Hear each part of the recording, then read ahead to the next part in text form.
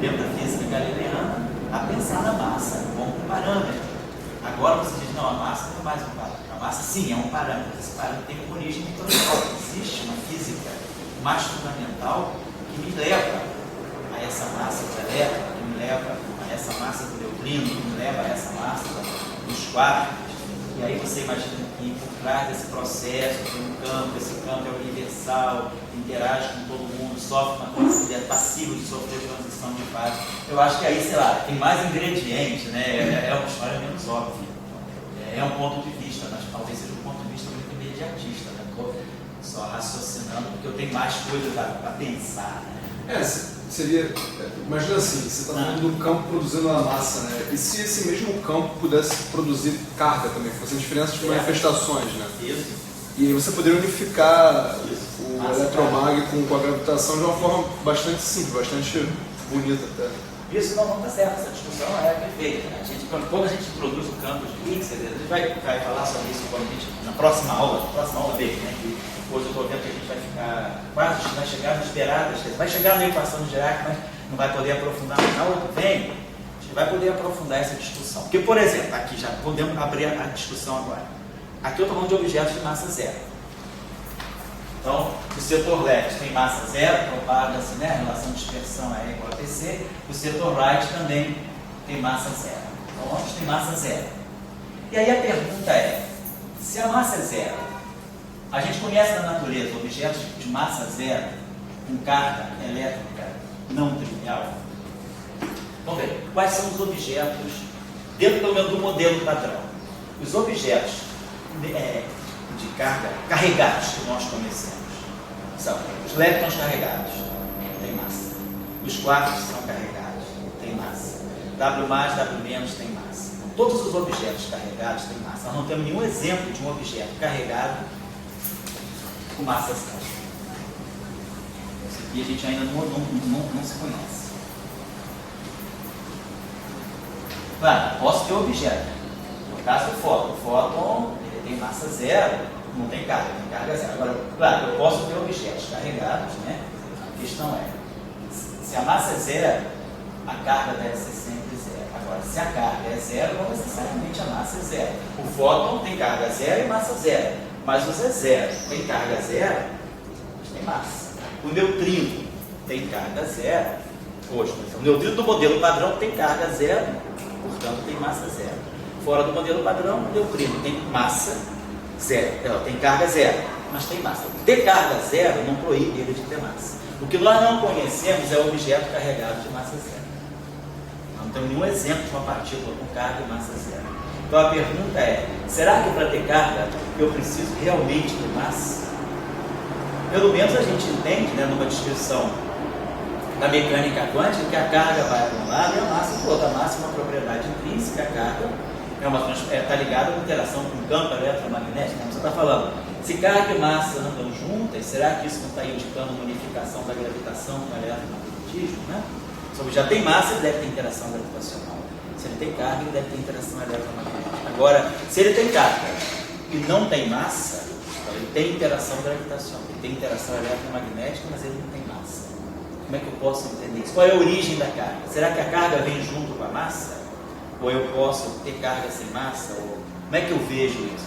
O elétron do modelo padrão. Quando o elétron nasce sem massa, tá, no modelo padrão, eu tenho elétron left, elétron right, sem massa. Todo mundo é sem massa no modelo padrão. Quando a gente começa, né, a descrição eletrofraca, ninguém tem massa. Os bósons de Gauge são sem massa, os elétrons são sem... Todos os quarks, todos os leptons são sem massa, todos os quarks são sem massa. Ninguém tem massa. Tudo é massa zero no modelo padrão. Introduz o Higgs. O Higgs vai interagir com uma série de objetos no modelo padrão. E aí, quando esse Higgs interage, e esse Higgs sofre a transição de fase, que faz ele minimizar a energia do sistema, quando o Higgs estabiliza o modelo padrão, quando ele chega e estabiliza o modelo padrão, por causa disso, os objetos que interagem com ele ganham massa. O fóton não interage com o Higgs, então o fóton permanece sem massa. No modelo padrão, os neutrinos não interagem com o Higgs, os neutrinos continuam sem massa.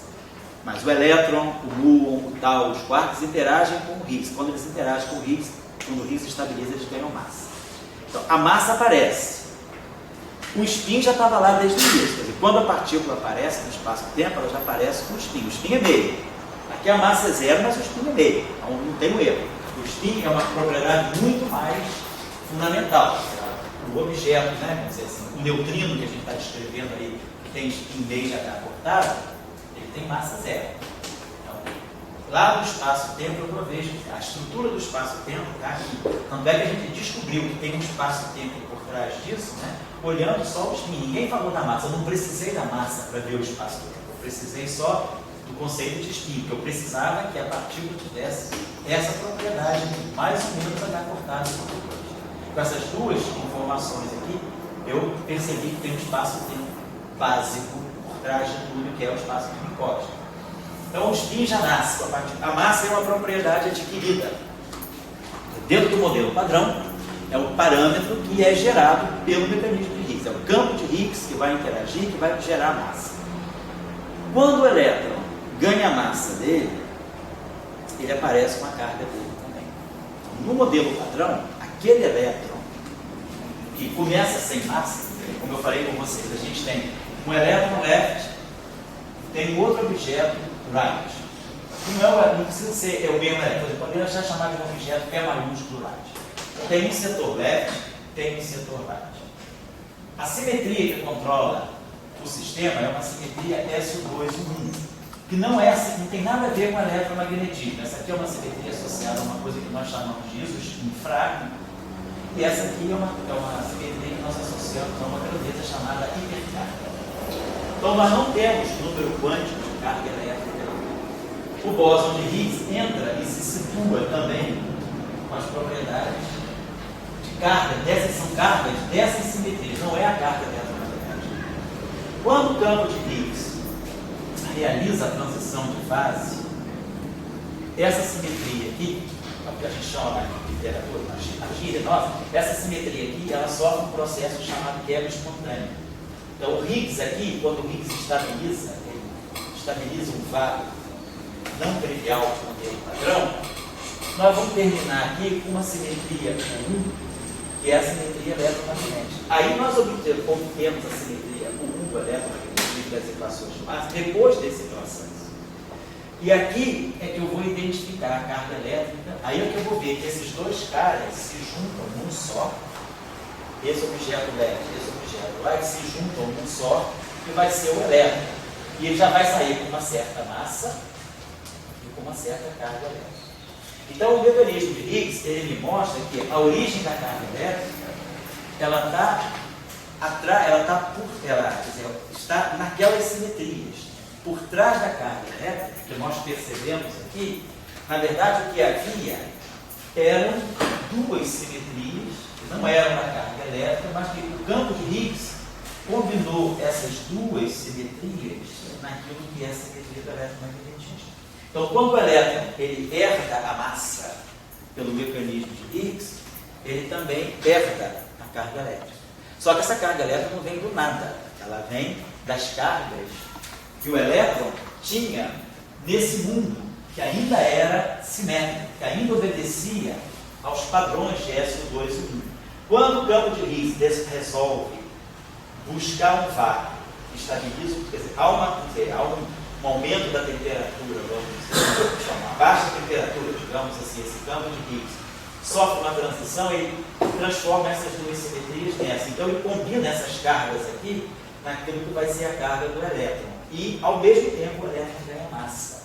Então, dentro do modelo padrão, a gente percebe que a geração da massa, ela vem acompanhada com a atribuição da carga elétrica do elétron. Mas a gente entende que quando o elétron nasceu no modelo padrão, esse elétron aqui não tem carga elétrica, nem esse aqui tem carga elétrica.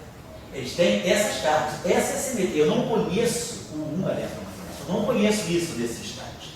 Só depois da transição de fase que o Higgs realiza, é que eu vou ter, a concepção de uma carga elétrica e de massa das partículas. Aí, quem interage com o Higgs ganha massa. Nesse momento aqui, o elétron ganha massa, os elétrons carregados ganham massa, os quartos ganham massa, o W+ ganha massa, o W- ganha massa, Z0 ganha massa, o fóton permanece de massa zero e os neutrinos permanecem de massa zero, porque eles não interagem diretamente com o Higgs.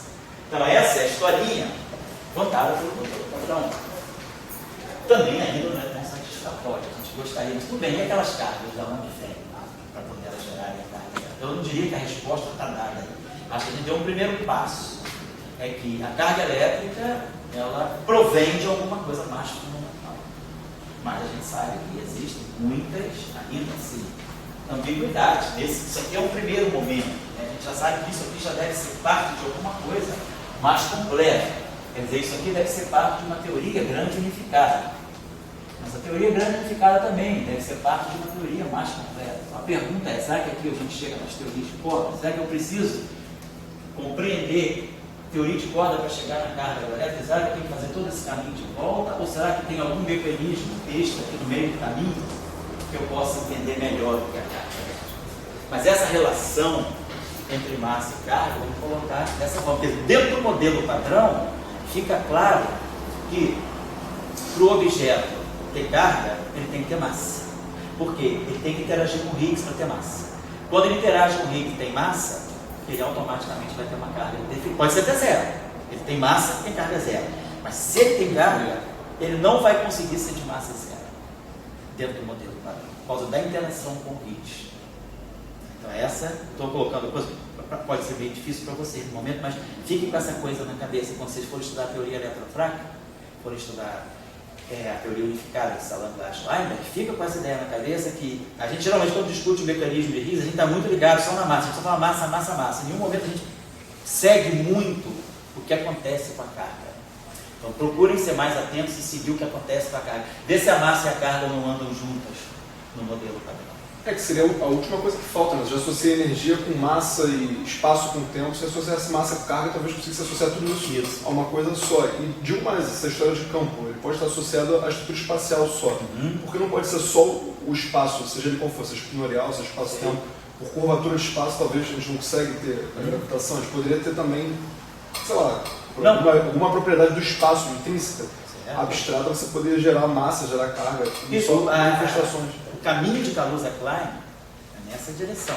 E quando se fala das teorias de Kaluza-Klein, que você vai para 5 dimensões para unificar gravitação com eletromagnetismo, você aí já consegue fazer uma ligação melhor entre massa e carga.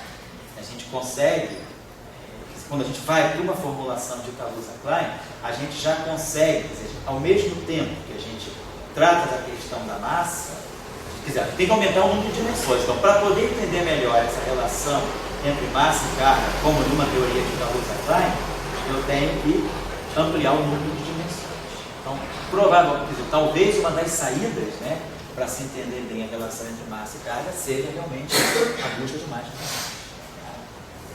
Então, tem essa discussão em aberto. Oi? Pode completar com a discussão. Eu sou mais ou menos um grego, certo? E a gente... Dório, Dom Jônio, né? Tá certo. E isso para a gente é muito fundamental o conceito de energia. Certo. Seja lá o que for, seja em água, fogo, energia. E para mim, eu sou um grego que sigo o professor Alberto Einstein. Porque o professor Alberto, ele fez... Já está dando Betinho aí. Fala, o que tem o professor Alberto? Ele fez, vamos dizer, a massa se ligar com a energia. Certo. Entendeu? A massa está ligada com a energia. O que eu entendo nesse modelo padrão, na presença do Higgs, tudo isso, é que ele fez a massa para se ligar a uma simetria para poder botar na lagrangiana. Mas ele fez isso só. Mas depois quem torna a física grega de novo, ligando fogo com energia, massa com energia, é o Betinho. Entende assim? Quer dizer, o Higgs, ele não tem... E depois a gente fica só a discussão, né? Então, o Higgs ganha um fundamentalismo, mas o fundamentalismo dele permitia a simetria. Você botar um parâmetro de massa, vamos dizer, na lagrangiana. Entende assim? Mas não ligou com a energia. Quem ligou com a energia foi o Betinho. Não, tá certo. Eu acho que antes de mais nada a descrição é relativística. Então, antes de mais nada, você está ligando massa com energia. Mesmo que você tenha objetos de massa zero, você tem objeto, desde que tenha energia, você pode gerar gravitação. Quer dizer, energia é massa, então energia gera. Você pode ter um gás de neutrinos de massa zero, um gás de fóton, vamos gás de fótons, ele gera um campo gravitacional. Por mais fraco que esse campo gravitacional seja, ele gera, porque um gás de fótons tem energia. Você tem energia, ele tem tensor de energia, momento, então ele é fonte do campo gravitacional, não precisa ser massa concreta, pode ser massa sob a forma de energia. Então essa discussão, ela já está lá. Aonde quer dizer, o bóson de Higgs, eu não estou dizendo que o bóson de Higgs substitui essa discussão. O bóson de Higgs, ele vai em busca para você de alguma coisa a mais, ele vai em busca daquilo que pode ser a massa inercial.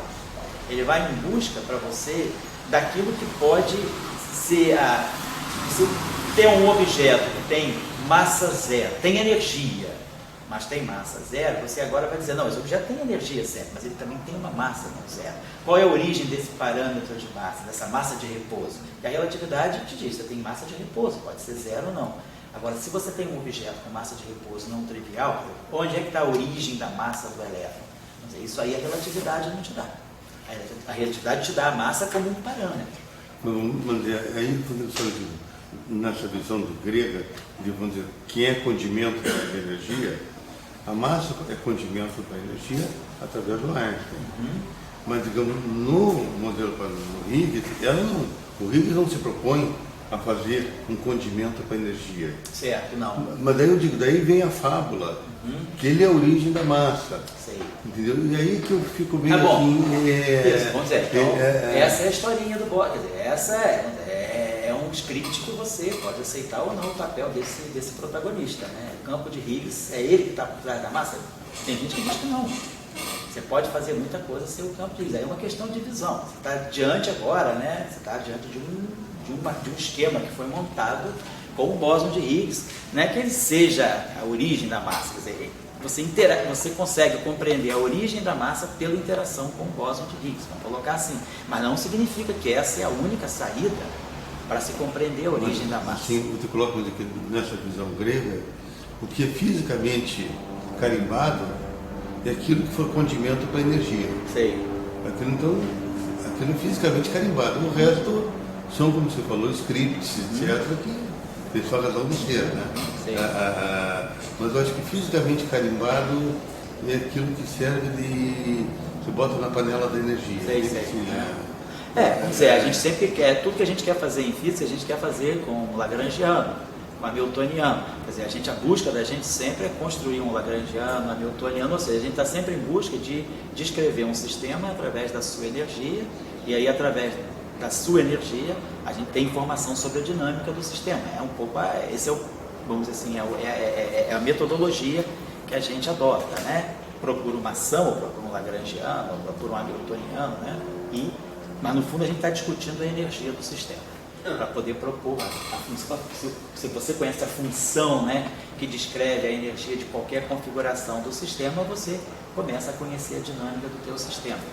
Mas por trás dessa energia podem ter novos atributos, vamos dizer, que não estão muito claros na física grega. Por exemplo, atributos que não são nem observáveis, como é o caso do número quântico de Coulomb, na QCD. Então a gente pode ter grandezas físicas que não são diretamente observáveis, mas que coordenam também, elas entram na contabilização da energia do teu sistema. Eu acho que a discussão ela parte daí, mas eu acho que aí a gente vai com o tempo colocando mais ingredientes, que não são esses ingredientes assim bem fenomenológicos dos gregos. Aí a gente tem que entrar para a discussão um pouco mais diraquiana mesmo, né?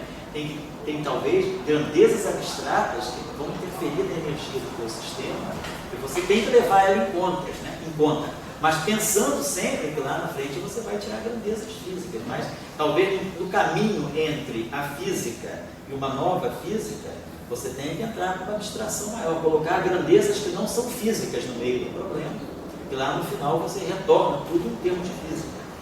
Eu acho que a gente tem aprendido aí, as teorias mais abstratas aí do século XX, agora, né, é um pouco isso. Bom, essa discussão, só estou chamando a atenção dentro agora da discussão, estou levando para vocês pensarem, não estou catequizando ninguém, nem eu tenho as ideias muito claras sobre tudo isso. O que eu estou fazendo aqui, eu estou me colocando aqui como garoto propaganda do modelo padrão. Estou chegando aqui e dizendo, esse produto funciona assim, assim, assim. Se vocês quiserem, eu sou meio caixeiro viajante. Estou tentando vender o modelo padrão, mas não para vocês trabalharem no modelo padrão, para aprenderem. É bom saber as coisas para dizer que você não gosta. Eu não abomino o modelo padrão, mas por quê? Porque eu conheço ele tão bem que eu abomino. Você não pode abominar por ignorância. Eu não conheço o modelo padrão. Por não conhecer e não gostar, eu não gosto. Isso não é ciência. Você tem que conhecer muito bem, bem mesmo, ser familiar, íntimo, para poder perceber os problemas, os defeitos do modelo padrão. Só a convivência com o modelo padrão te faz odiar o modelo padrão, negar o modelo padrão. Então eu estou tentando ensinar vocês a conhecer o modelo padrão para depois virarem arqui-inimigos do modelo padrão.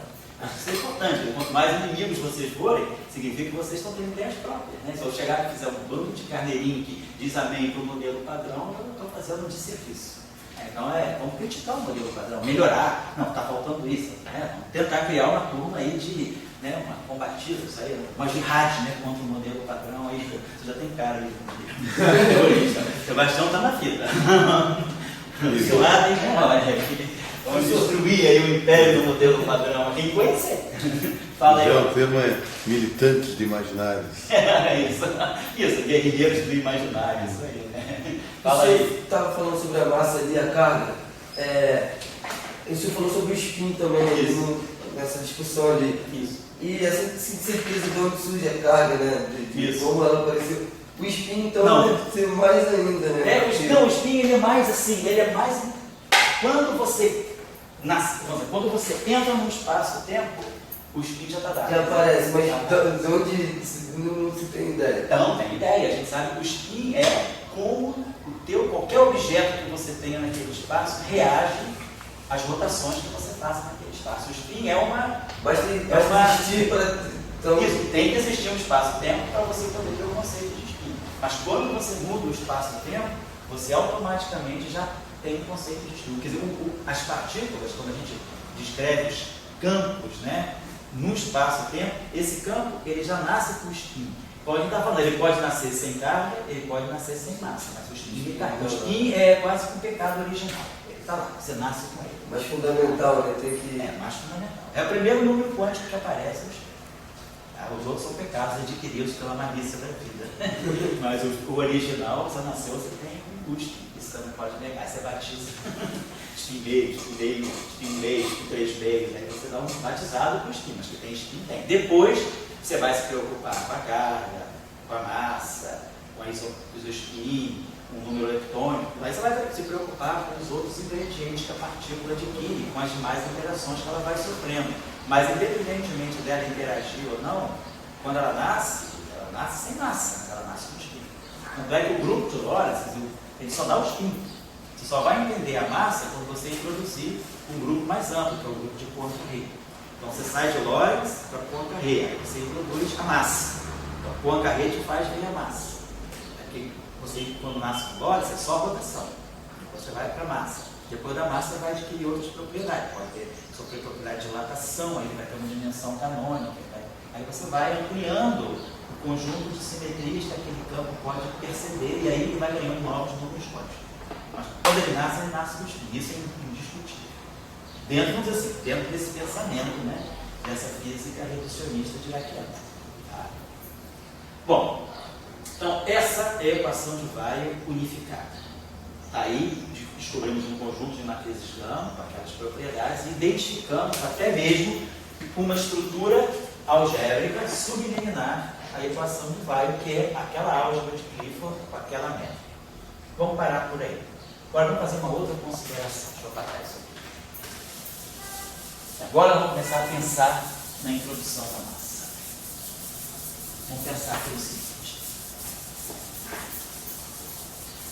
Observe que nós então introduzimos esse conjunto aqui dessas matrizes, né? Então introduzimos as matrizes gama-mi.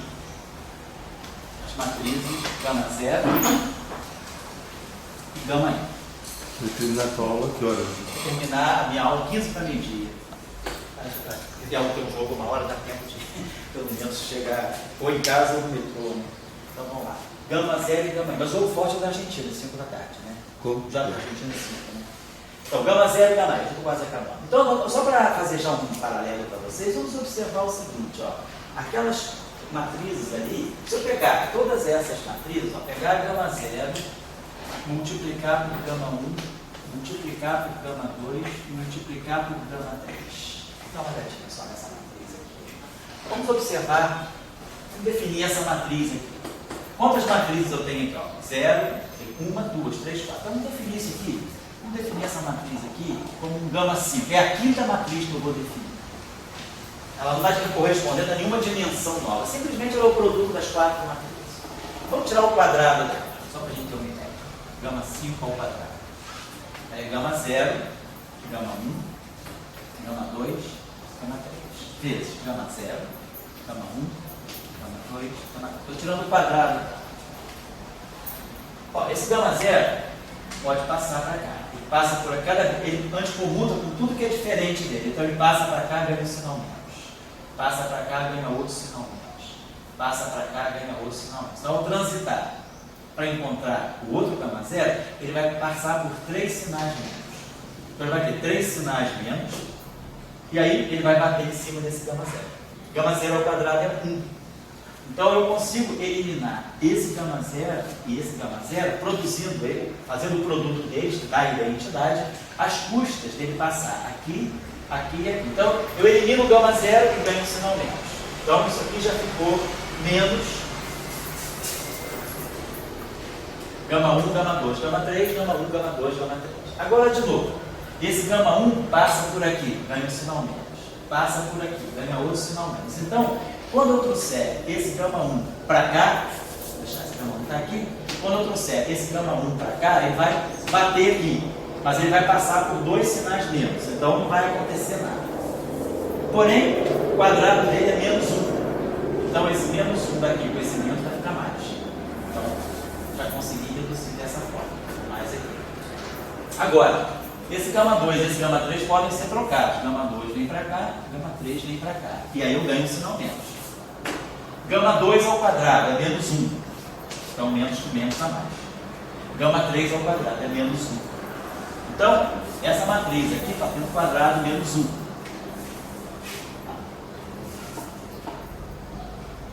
Então nada, então só para a gente ter ideia, essa matriz da maneira que ela está aqui, ela tem quadrado igual a menos 1. Se ela é definida assim, gama 0, gama 1, gama 2, gama 3, tá? Tem que sinal menos 1. Vamos ver se ela é hermitiana ou anti-hermitiana. Então, se eu pegar o conjugado hermitiano dela, vai ficar gama 3 Dagger, gama 2 Dagger, gama 1 Dagger, gama 0 Dagger. Então nós já sabemos que a matriz temporal é hermitiana e as 3 matrizes espaciais são anti-hermitianas. Então tem menos, menos, menos, mais. Então eu tiro todos os conjugados hermitianos e boto aqui um sinal menos, porque as 3 matrizes espaciais são anti-hermitianas. Agora eu quero reconstituir para ver qual a relação entre isso e o gama 5 que eu defini. Trago o gama 1 para cá. Anticomuta. Então tira esse gama 1 e tira esse sinal menos. O gama 2 transita para cá. Então passa por 2 sinais menos, nada acontece. E o gama 3 vem para cá. Ganha um sinal menos. Então, gama 5 Dagger é menos gama 5. Então, com essas propriedades aqui, eu posso, se quiser, nada me impede de multiplicar essa matriz gama 5 por um i. Se eu quiser, eu posso agora fazer tudo de novo. Coloco um i aqui. Se eu colocar um i aqui, esse i ao quadrado dá menos 1. Faz isso. E se eu colocar um i aqui, o que era anti-hermitiano vira hermitiano. Então eu posso também fazer isso. Eu defino a minha matriz gama 5 desse modo. Posso definir assim. Assim. Isso aqui é consequência. Então esse i é meramente arbitrário. Poderia ou não ter colocado. Só estou fazendo isso aqui para... Agora, qual é a grande propriedade dessa matriz gama 5? A grande propriedade dessa matriz gama 5, que vai ser fundamental depois, né? E essa matriz que está por trás da quiralidade, o que é leve, o que é lá, depois nós vamos ver que está por trás dessa matriz, é essa propriedade aqui. Gama 5 anticomuta em qualquer matriz de gama 1. Se eu pegar gama 5 vezes qualquer gama mi, mais gama mi vezes qualquer gama 5, isso aqui é 0. Ou seja, gama 5 vezes qualquer gama mi é menos gama mi vezes gama 5. É fácil ver isso, né? Não tem mistério, porque você pegar gama 0, gama 1, gama 2, gama 3. Qualquer matriz que eu colocar aqui, qualquer gama que eu colocar aqui, se ele, por exemplo, for gama 0, ele vai chegar aqui, vai passar por 3 sinais menos. Então, quando eu colocar o gama 0 cá na frente, ele vai ter passado por 3 sinais menos. Se fosse um gama 2, ele vai ter que passar por 1. Se fosse o gama 1, ele ia passar por esse aqui, tem que passar pelo gama 0. Ou seja, qualquer matriz que eu colocar aqui, qualquer que seja ela vai sempre encontrar uma que é igual a ela. O gama 5 tem todas elas. Então, qualquer matriz gama min que eu colocar aqui, ela vai passar por 3 que são diferentes. Uma não vai esbarrar nela mesma, não vai ter problema, mas ela vai passar por 3 diferentes. Então, quando ela transita daqui para cá, inevitavelmente, ela vai encontrar 3 matrizes diferentes dela ao longo do caminho, então vai dar um sinal menos. Então, é bem óbvio que essa propriedade se mantém. O gama 5, ela anticomuta com qualquer matriz, independentemente de quem seja a gama min. Essa propriedade vai ser importante depois. E aí você que é o nosso matemático aí, né, consultor no nosso WICMAT, né, você pode observar que quando tem um operador cujo quadrado é identidade, ele é idempotente, eu posso sempre definir a partir dele um chamado operador de projeção. Né, na álgebra linear, sempre que eu tiver um operador, sei lá, um operador O, cujo quadrado seja igual a ele mesmo, eu posso definir um operador P, que é 1, a identidade mais O sobre 2, né? Ou 1 mais O. Né? Então, ele vai ser esse cara aqui ao quadrado, eu vou ter P2, vai ser 1 mais 2O, mais 1 mais O, mais levar ao quadrado, vai ser igual mais O2, né? O2 é igual a identidade, esse cara aqui tem quadrado, desculpa, aí ele é importante, ele é igual a identidade. O quadrado dele é identidade. É o caso do gama 5. Se eu tiver um operador cujo quadrado é identidade, se eu definir esse objeto aqui, ó, P2 vai ser 1 mais 2O mais O2. Mas O2 é identidade. Então esse operador aqui dá 2 vezes 1 mais O. Então se eu colocar 2 vezes P. Exatamente. Né? Então se eu colocar aqui uma raiz de 2, aqui, né? Se a gente colocar aqui, eu acho que botando uma raiz, ou se eu puser até talvez no meio, se a gente levar, eu quero obter, a partir desse operador, um operador que tenha essa propriedade, que seja idempotente. E qualquer operador que satisfaz essa condição aqui, é um chamado operador de projeção.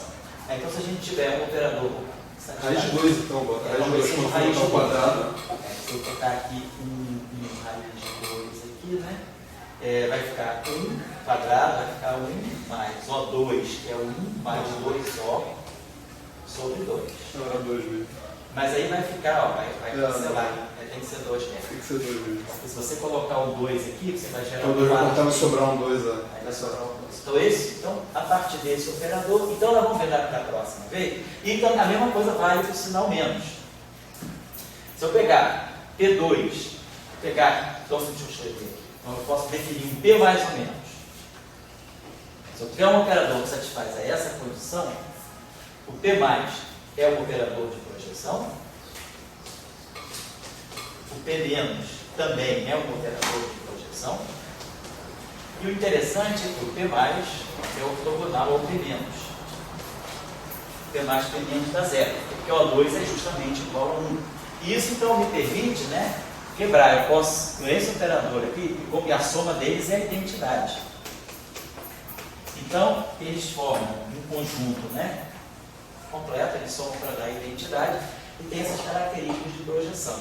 Então, com esse operador aqui, é esse operador que vai ser importante depois para nós. O gama 5, ele vai me permitir eu criar 2 espaços no setor espinorial. Um mais gama 5 sobre 2 e um menos gama 5 sobre 2. Então faltou o quadrado anterior. Aonde? O quadrado aqui, obrigado. Quadrado. Então, esse operador me permite, né, quebrar, né, o espaço em 2 subespaços que são ortogonais. Ou você, né, quer dizer, se você pegar esse, quer dizer, isso aqui são matrizes, 4x4, eu vou atuar em cima de espinores. Então, se eu projetar isso aqui em cima de um espinor, eu vou ter, eu posso pegar sempre um espinor e quebrar ele como sendo P mais P menos psi. Então eu vou ter um pedaço que é P mais psi, que eu vou chamar de psi mais, mas um pedaço que é P menos psi. Então eu posso sempre decompor um espinor ao longo de 2 componentes através desse operador. Mas eu não dei nome para esse operador vamos chamar de quiralidade. E aquilo que a gente chama de left e right está ligado a esse operador. Então, isso aí foi uma coisa que o Salan introduziu em 57, esse conceito de quiralidade, ele introduziu essa chamada simetria quiral, que é o que estava por trás da massa zero.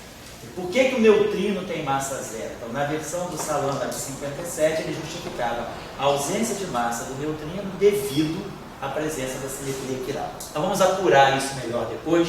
Eu estou só mencionando o fato. Eu queria isso aqui aproveitar o momento dessa mexida com essas matrizes aí para definir esses objetos. Aqui foram meras definições.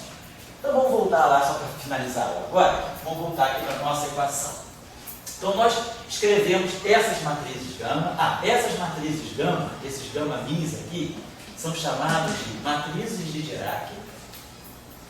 Matrizes gama de Dirac. Nessa versão aqui, elas estão ditas na representação de Weyl. Por que representação de Weyl? Porque elas foram as matrizes que se adaptaram a juntar as duas equações de Weyl em uma só. Dirac propôs um outro conjunto de matrizes com as mesmas propriedades que essas matrizes gama, só que com outra forma. Você pode mostrar aqui, por exemplo, qual é a versão de Dirac. Claro, ele usou a versão de Weyl. O que é importante dessas matrizes gama? O que é fundamental dessas matrizes gama é que elas estão ligadas a uma álgebra de Clifford. Então, a álgebra de Clifford das matrizes gama é essa aqui, gama mi, não, igual a 2 vezes a métrica desse espaço que envolve T e as coordenadas espaciais é a matriz de identidade 4x4. Então, essa aqui é a chamada álgebra de Clifford, né, de um espaço que tem uma dimensão tipo temporal e 3 dimensões tipo espacial. Como nós geramos isso aí? Aquelas matrizes satisfazem exatamente essa relação. Foi, inclusive, né, através daquelas matrizes que a gente derivou essa relação, porque elas obedecem a essa relação. Mas agora eu posso colocar o problema de outra forma. Será que eu consigo buscar um outro conjunto de matrizes que não são aquelas, mas que satisfazem essa relação?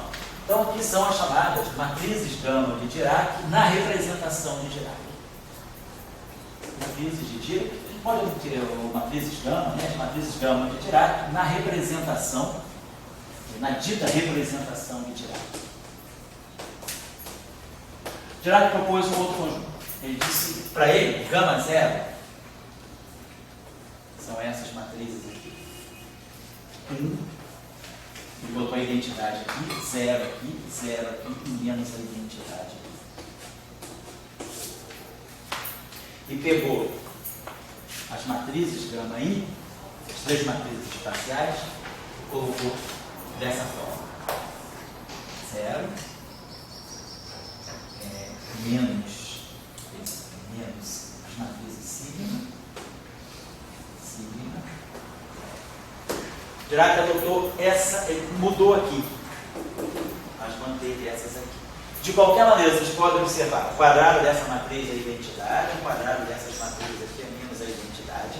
Essa matriz aqui sempre vai, acho que vai descontar aqui, pode ser que o sinal seja trocado, tem 1, 0, 0, menos 1. Tem essa matriz aqui, 0, menos sigma, 0. Vamos fazer o produto nessa ordem, vai ficar 0, menos sigma, 0. Fazendo o produto na ordem trocada, vai ficar 0, sigma, na ordem trocada, 0, sigma, 0. Então, essa matriz, nessa estrutura, com essa estrutura anticomum. Tá certo? Então, é isso mesmo que o Dirac colocou, são essas matrizes gama. Então, é uma outra forma de representar as matrizes gama. Então, o Dirac, né, depois, por outras questões, vamos voltar para aquela representação. Para nós, as equações de Weyl, elas nos levaram naturalmente a essa definição das matrizes gama, porque é o que eu preciso fazer para agrupar as duas equações de Weyl numa só. É isso que nós fizemos. Depois nós vamos explorar mais essa notação, essa representação. Eu só estou chamando a atenção de vocês para esse fato de que matrizes gama com essa característica de álgebra de Clifford não são unicamente fixadas, né?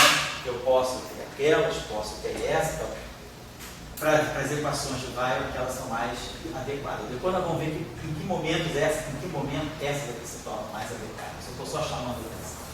Depois tem uma outra representação ainda que nós vamos explorar lá no final do curso, que são as matrizes de Dirac na representação de Majorana. Nós vamos falar dos férmions de Majorana, né? Que são férmions importantes hoje em dia, tanto na matéria condensada quanto na física de neutrinos, né?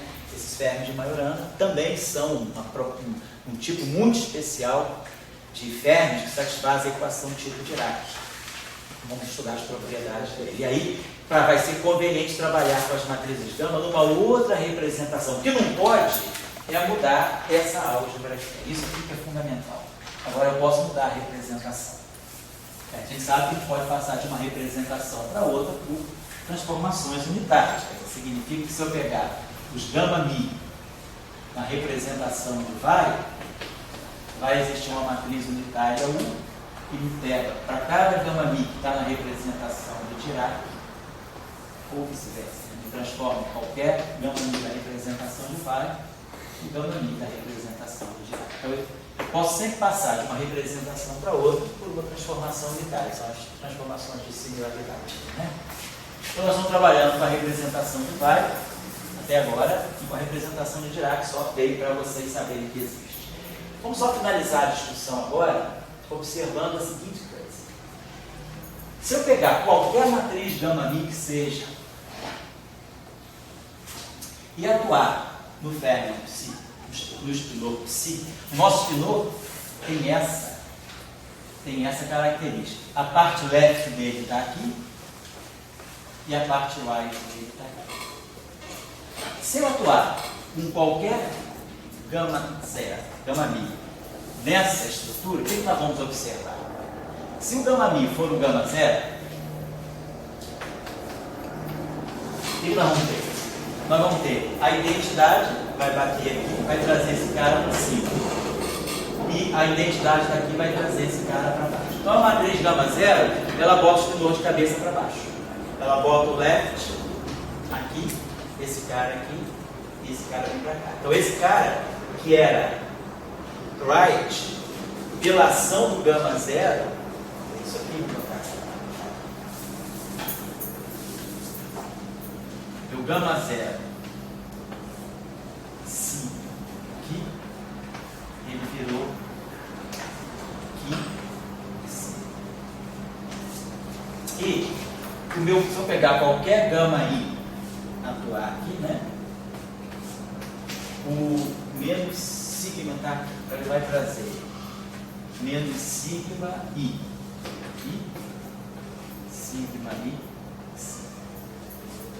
Então o que a gente está observando? Que a atuação de uma matriz gama-mi em cima daquilo que é left e daquilo que é right, ela vai me levar a uma outra representação em que esse cara, quer dizer, a ação, né, o gama-mi atuando no left, vou dar aquela caixa assim, né? O gama-mi atuando no objeto que é left, ela faz ele virar right. Esse cara aqui era left.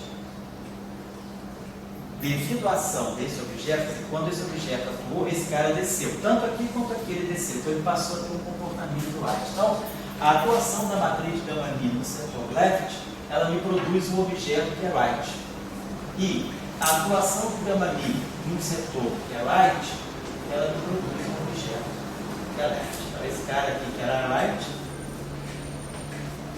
ou left. Então a matriz gama-mi, quando atua no objeto, então o que está acontecendo aqui é o seguinte: essa matriz está atuando no psi. Essa matriz está atuando no psi. Então, essa equação aqui, ela tem o gama-mi sempre atuando no psi. Então, deixa eu escrever essa equação. Deixa eu apagar isso. Vamos voltar aqui rapidamente, então, só para fazer a finalização, que é quando a gente vai introduzir a massa nesse momento. Então, com essa observação que eu estou fazendo, né, que quando a gente escreveu as equações de Weyl, a gente escreveu justamente construindo, né, os espinores left, os espinores right, e chegando às matrizes gama naquela forma. Só que eu estou observando que essas matrizes gama elas têm uma forma off-diagonal. Então, quando elas atuam num objeto, elas trocam o objeto de lugar. Quem está embaixo sobe, quem está em cima desce. Deixa eu apagar isso. Então, vamos deixar. As equações de Weyl que a gente escreveu aqui foram, só retomando aqui. I, H cortado. Então, quando eu agora aplicar isso aqui no si, que, né? A identidade que vai estar aqui vai me produzir IH cortado, DDT do que. E aqui eu tinha menos I, H cortado C, sigma, escalar gradiente, I igual a zero. Eu não estou retomando porque eu já sabia. Essa equação, quando eu aplicar esse cara e esse cara aqui, ele vai pegar a primeira parte lá de baixo, vai trazer esse finalmente para cá. E a parte de cima vem depois. Vai ficar IH cortado, DDT, mais I. H cortado, C, sigma, escalar gradiente, Si, igual a zero. Só o que é que nós estamos observando? Essa equação aqui, quer dizer, esse objeto aqui, é o objeto Wright. Mas, mediante a atuação desses gama que estão aqui, essa equação, esse objeto é Wright, mas essa equação como um todo, ela tem um caráter left. Vocês percebem a sutileza da coisa? É meio óbvio, mas assim, não é imediato. Eu só estou dizendo que aqui, essa equação está desacoplada, tem left e right. Mas depois que essas equações aqui, elas provêm dessa equação mediante a operação desses objetos aqui. Quando esses objetos aqui individualmente atuam nessa decomposição left e right, o produto, o produto dessa operação, depois que eu atuei com a matriz gama, eu termino com aquilo que era left embaixo e aquilo que era right em cima. Então, essa equação aqui, que está atuando aqui right, essa equação é isso aqui. É isso aqui. Mas ela, depois da atuação do objeto dos gamas, ela me trouxe esse objeto que era left aqui para cima. Então, esse objeto que recebeu a atuação desse operador aqui, esse operador atuando no si, faz esse cara aqui é right, mas esse objeto aqui ele tem um comportamento left. Esse objeto aqui está no setor left, apesar disso aqui ser right. E esse objeto aqui, a mesma coisa. Depois que eu atuei com as matrizes gama, eu vi que aquilo que estava em cima desceu. Então, mediante, quer dizer, tudo que está em cima é left, tudo que está embaixo é right. Aqui é a mesma coisa, tudo que está em cima é left, tudo que está embaixo é right. Só que esse cara veio em cima às custas dessa matriz gama. Então, o que a gente está dizendo é que esse objeto aqui se comporta como um setor light. Por que isso é importante? Pelo seguinte, deixa eu apagar isso aqui. Quando ele tinha as equações de Weyl, isso aqui é zero. Isso aqui é zero. Então, esse objeto aqui é right. Mas, mediante a atuação desse objeto, ele se comporta como um left. Mas tudo bem, isso aqui é igual a zero. Esse cara aqui é left. Mas, mediante a atuação dos gamas, esse total aqui se comporta como um objeto right. Então, esse cara aqui é right, mas esse termo aqui é left. Então, isso me dá a seguinte opção. Olha só. Isso aqui aqui é o momento. Aqui eu tenho um objeto H cortado C, né? Vamos colocar em termos de dimensão. H cortado esse aqui, vamos ver se tem dimensão de quê? H cortado DDT. Né? Então, isso aqui é um H cortado. H cortado tem dimensão de energia vezes tempo. Aqui eu tenho um DDT. Então, esse objeto, então esse termo tem dimensão de energia. Esse cara aqui, H cortado C, tem dimensão de energia vezes comprimento. Né? Todo mundo está lembrado. H cortado é energia vezes tempo. Joule segundo, né? Então, esse termo aqui é DDT, então esse termo aqui tem dimensão de H cortado, tem dimensão de energia. H cortado é energia vezes tempo. Mas isso aqui é metro, né? Isso aqui é comprimento por tempo. Então, isso aqui tem o H cortado vezes tempo. Então, o tempo aqui, cancela o tempo aqui. Então eu tenho aqui dimensão de energia vezes comprimento. Mas esse cara aqui tem dimensão de 1 sobre o comprimento, que é derivado espacial. Então, essa equação toda, né, ela tem esse termo todo aqui, tem dimensão de energia. Então, por que essa observação é importante? Energia, se eu quiser introduzir uma massa, ó, MC2, tem dimensão de energia. Se eu quiser introduzir essa equação toda aqui, ela tem esse operador tem dimensão de energia, e esse operador aqui tem dimensão de energia. Mas a energia eu posso relacionar com uma massa vezes C2. Então eu poderia pensar o seguinte, ó, essa equação aqui, esse objeto aqui é right, mas essa equação aqui é toda left. Então, eu posso somar uma coisa left com uma coisa left, porque estão no mesmo setor. Se eu somar uma coisa left com uma coisa right, eu não posso somar diretamente. Quando eu coloco isso aqui, eu coloco esse left e esse right, estou fazendo uma soma direta. Estou pegando isso aqui, ó. Isso aqui 0 mais 0 aqui. Eu não estou somando uma coisa left com uma coisa right. Eu estou mantendo o left no setor left e o right no setor right. Quer dizer, somar uma coisa left com uma coisa right é como se eu somasse um escalar com um vetor. Eu estou somando dois objetos que têm propriedades distintas dentro do mundo espinomial. Então, esse objeto aqui é right, mas essa equação aqui é left. Então, nada me impede de eu colocar aqui, por exemplo, um mais, colocar aqui alguma coisa que tem um parâmetro com dimensão de massa, vamos chamar isso aqui de M1, vou chamar de M maiúsculo, vou chamar isso aqui de M, tem dimensão de massa, C2. Então, isso aqui é right, isso tudo aqui é left. Então eu tenho que somar left com left. Então eu posso multiplicar aqui pelo psi.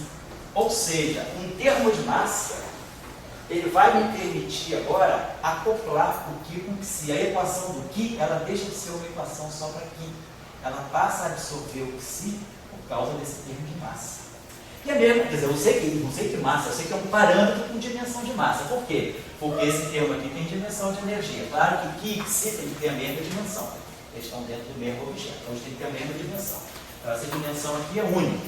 Então se esse cara aqui tem dimensão de energia, e esse cara aqui tem a mesma dimensão que esse, só posso colocar aqui uma coisa com dimensão de energia. Mas então eu posso aproveitar essa deixa de que esse operador aqui, apesar desse cara ser right, essa operação me resulta num objeto left. Então eu vou pegar uma coisa left e vou somar com o outro left, mas colocando aqui alguma coisa que tenha dimensão de energia. Energia é MC2, ser uma constante universal, o parâmetro que entra aqui é o M. E aqui é a mesma coisa. Esse objeto aqui é left. No final do dia, esse objeto aqui é right. Então nada me impede de colocar aqui, por exemplo, um M-til C2.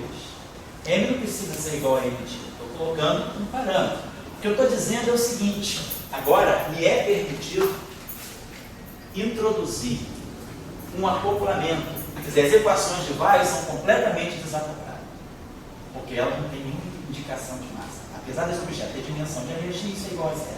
Mas aí a nossa observação, isso aí vem da teoria de grupo, é que ao fazer essa soma direta, né, pegar um objeto left e fazer a soma direta com o objeto right, quando eu criei esse spinor, quer dizer, quando eu unifiquei as duas equações de Weiss em uma só, eu não sabia que eu estava trazendo uma coisa, né, muito mais forte comigo, que era essa informação, de que ao unificar a equação, as duas equações de Weill numa só, eu, ao escrever a equação de Weill para o objeto right, eu escrevo esse objeto é right, mas a equação de Weill atuando em cima dele me dá como resultado o objeto left. A álgebra das matrizes me mostra isso, que ela troca de lugar. Não é porque esse cara aqui era right aqui embaixo, e porque ele veio aqui em cima, ele continuou right. Não, ele tomou o lugar do left. A organização do meu espaço vetorial era essa: setor left e setor right. Se as matrizes gama subverteram a ordem, tudo bem, mas esse cara, quando chegou aqui em cima, ele chegou para o setor left. Então esse cara era right, mas ele só subiu por causa da ação da matriz gama zero. Como tem a identidade, não fica óbvio aqui. A matriz sigma deixa mais claro, né, que eu transformei o objeto right, quando eu atuo com a matriz sigma em cima de alguma coisa que é right, o meu resultado é alguma coisa que é left. É isso que eu estou dizendo. O que sobe virou left, o que desce virou right. Então, essa equação é essa observação que me permite dizer, muito bem, se essa equação como um todo ela é left, eu posso colocar aqui se fosse tudo right, eu não poderia colocar aqui o que se eu tinha que colocar isso aqui, para poder somar right com right. Mas a grande vantagem disso, né, quer dizer, não digo nem a vantagem, o grande fato por trás disso tudo é que esse cara aqui, sendo right, esse objeto é left. Então eu posso colocar aqui um objeto left, mas às custas de um objeto aqui que tem uma dimensão de energia, e vice-versa. Não sei qual é a relação entre isso e isso, são parâmetros à parte. Então, na próxima aula, nós vamos trabalhar essas duas equações de Weyl, onde eu introduzi a massa. Então, qual é o papel da massa nas equações de Weyl? Então, quando eu introduzo a massa nas equações de Weyl, eu estou misturando. A massa acopla o setor left com o setor right. Ela quebra aquele desacoplamento. E aí nós vamos ver na próxima aula que essas duas equações juntas, eu vou ter que M vezes M til, quer dizer, isso aqui tem dimensão, a gente vai poder escolher, desculpa, a gente vai poder ter na próxima aula que eu posso escolher M igual a M til igual a um certo M. Vai ser um parâmetro único. E essa equação, essas duas equações juntas, vão ser exatamente a equação de Dirac. Então, o que nós estamos fazendo agora, nós já chegamos praticamente na porta de entrada da equação de Dirac, que é introduzir massa na equação de Weyl. Só que a introdução da massa tem esse grande efeito. Ela mistura os setores. Então é isso, quando eu trago a massa, eu tenho que trazer o que é left junto com o que é right, o que é right junto com o que é left. Então, a massa é que vai unificar os dois, o elétron left com o elétron right. Só que no modelo padrão, quem está por trás dessa massa é o bóson de Higgs. Em vez de ter então essa massa, eu vou ter esse fio. Esse fio está fazendo exatamente, ó, tem o termo IH global, tá lá, I, gama e derivado. Aqui não tem problema, o termo eletromagnético esquece. Isso daqui é o termo que vai fazer o papel da massa, que é o Higgs. O Higgs vai fazer o papel exatamente isso. A aula que eu vou colocar, a gente vai ver mais claramente por que esse cara pode ser identificado com o bóson de Higgs. Então, a discussão da aula de hoje, basicamente, foi unificar a equação de Weyl, as duas equações de Weyl numa só, mostrar que isso aí apresenta para nós, né, indica para nós a existência de uma simetria de um espaço subliminar mais amplo, que é o espaço-tempo, uma métrica que já é prescrita pela própria equação de Weyl, a álgebra de Clifford é um derivante disso tudo, e aí nós compreendemos agora, por essa argumentação de left e right, que eu posso acoplar o setor right com o setor left com o setor right, via a introdução de um parâmetro que tem a dimensão de massa, porque esse termo aqui é energia é MC2, então isso me possibilita introduzir um M e um M til. Então essas duas equações juntas, elas vão estar descrevendo, na verdade, esse psi, nós vamos unificar depois dessas duas equações numa só, botando psi aqui e o qui aqui, e aí a gente vai ter simplesmente a equação de Dirac. A equação de Dirac vai ser tudo isso que está aqui, menos esse termo aqui. Só esse M, esse M til vão ficar, vai ficar esse aqui, menos M, C2, identidade. Então, isso que está aqui, é isso que está aqui. Depois que nós fizermos uma série, uma discussão que vai nos mostrar que eu posso sempre identificar esse M ou esse M til, pode ser mais ou menos M. Então, por uma questão histórica, eu vou colocar um nome. Então, na verdade, a gente vai mostrar na próxima aula que M til é igual a M, é igual a parâmetro. Então, é aqui que a gente vai colocar isso. Então, simplesmente a equação de Dirac já estava pronta com o Weyl. A única coisa que faltava era introduzir o MC2 aqui. Só que, para introduzir esse MC2 aqui, eu tive que passar, né, por essa discussão. Bom, então na próxima aula a gente vai partir o continuista aí, quem está ficando, você vai achar continuista, agora continuista. Você também é continuista? Não, mas não, Alguém pode dar a colinha para eu começar o dia. Então, pessoal, essa semana então, vem aula, né? Semana que vem, dia 12 mesmo, não tem, então a gente volta a ser o dia 19, aí, mas aí 19 eu espero que a gente possa voltar aos horários, né? 10h30.